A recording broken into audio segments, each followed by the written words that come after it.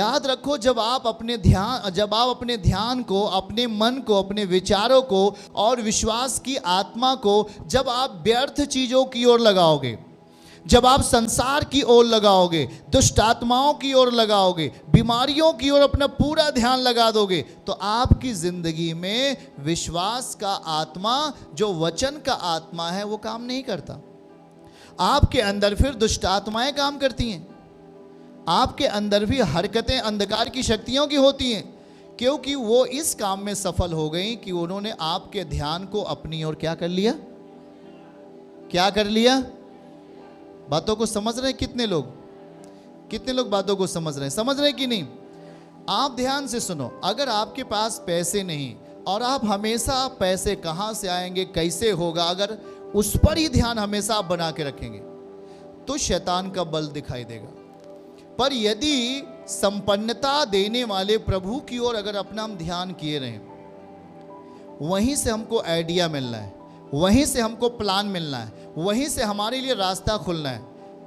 इसलिए अक्सर दुष्ट आत्माएं और अंधकार की शक्तियां, जब आप सोते हो तो आपका ध्यान तमाम बुरी चीजों की ओर लेके जाता है।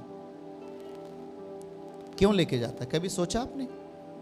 अगर आप अपना ध्यान, अपना मन मस्तिष्क, विचारधाराएं दुष्ट आत्माओं की ओर करते हैं, तो आपके विश्वास के अंदर संदेह पैदा करता है। वो आपके विश्वास के अंदर रोगों को पैदा कर देता है, आपका विश्वास रोगी हो जाता है, आपके विश्वास के अंदर रोग आ जाता है, दीमक आ जाते हैं, और फिर वो विश्वास ताकतवर नहीं होता। इसीलिए हम विश्वास को पैना बनाने के लिए चर्च के सामने रहते हैं, विश्वास को पैना बनाने के लिए वचन को ग्रहण करते हैं, विश्वास को पैना बनाने के लिए अपनी जिंदगी में उसके प्रकाशन को ग्रहण करते हैं, सेवकाई के साथ निरंतर आत्मा में जीते। किस चीज को पैना बनाने के लिए? बोल के बताओ। विश्वास को पैना बनाने के लिए। अगर आपके विश्वास में संदेह आ गया तो आपका विश्वास उस कुल्हाड़ा, जो थोथा कुल्हाड़ा है, उसकी नहीं हो जाता है। एक बहन की हमने अभी गवाही सुना, उसके मुंह में कितना बड़ा मांस बाढ़ आया था कि नहीं आया था? जब मैंने इसके पहली बार दुआ किया, जब फर्स्ट बार आई इसके लिए, जब ले हैंड प्रेयर हुआ, मैंने इसको देखा, बहुत बड़ा था, लेकिन मैंने आज उसको देखा कि वो पूरी तरीके से चंगी हो गई है। इसका मतलब क्या है? उसने उस विश्वास को पैना बनाया अपनी जिंदगी में, उस विश्वास के वचन को अपनी जिंदगी में पैना बनाया, उसे थोथा नहीं होने दिया। अगर आपका विश्वास थोथा होता है तो आपकी जिंदगी का हर कार्य अधूरा होगा, लेकिन जब आपका विश्वास में पैनापन होगा, विश्वास की वो भूमिका जो सही समय पर प्रभु के सामने आता है, उसके वचन को ग्रहण करता है, उसके वचन पर चलने के लिए अपने आप को तैयार करता है, उसका विश्वास पैना होता है, और वो विश्वास कभी धोखा नहीं खाएगा। हालेलुया। वो विश्वास कभी हारेगा नहीं। हालेलुया। वो विश्वास कभी हारेगा नहीं। आमीन बोलो। और वही विश्वास आपकी जिंदगी को अद्भुत बनाता है। इसलिए आपका जो विश्वास है उसमें थोथापन नहीं है, आपका विश्वास में संदेह की कोई जगह नहीं, आपके विश्वास में व्याकुलता का कोई स्थान नहीं, आपके विश्वास में वचन का स्थान होना चाहिए, आपके विश्वास के अंदर यीशु मसीह का स्थान होना चाहिए, आपके विश्वास के अंदर पवित्रताई का स्थान होना चाहिए, आपके विश्वास के अंदर शुद्धता का स्थान होना चाहिए, आपके विश्वास के अंदर प्रार्थना का स्थान होना चाहिए, आपके विश्वास के अंदर शुद्ध मानसिकता का स्थान होना चाहिए। आपका कदम आगे बढ़ेगा और जहां आप सबसे पीछे थे वहीं सबसे आगे होते जाओगे यीशु मसीह के नाम में। जो लोग देखे थे 6 महीने पहले, अब 6 महीने बाद आपकी स्थिति बदलने वाली है यीशु मसीह के नाम में, क्योंकि वो अब देखेंगे ये 6 महीने पहले कंगाल की दशा में था, 6 महीने बाद वो दूसरों को देने वाला हो गया। हालेलुया। ये है, आप अपने विश्वास के अंदर संदेह को नहीं आने दो। कहां पर?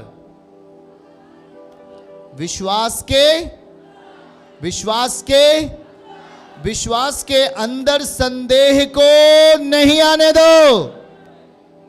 परमेश्वर की इच्छा है कि विश्वास के अंदर परमेश्वर को आने दो, विश्वास के अंदर उसके वचन को आने दो। मैं कह रहा हूं, आप अगर सो भी रहे हैं, अगली सुबह उठेंगे, आशीष आपके सामने होगी। अगर आप अपने परिवार के साथ में हैं, अगली सुबह आशीष आपके पास होगी और परमेश्वर की नजरें आपके पास होंगी यीशु मसीह के नाम में। इसलिए अपने विश्वास के भीतर संदेह का कोई जगह नहीं दें। आपको एक ऐसा पेड़ बनना है जब मसीह आपके निकट आए तो वो प्रसन्न हो जाए। आमीन बोलें। वही विश्वास आपकी जिंदगी के, आपके शरीर की हड्डियों को बलवान करेगा। आमीन बोलें।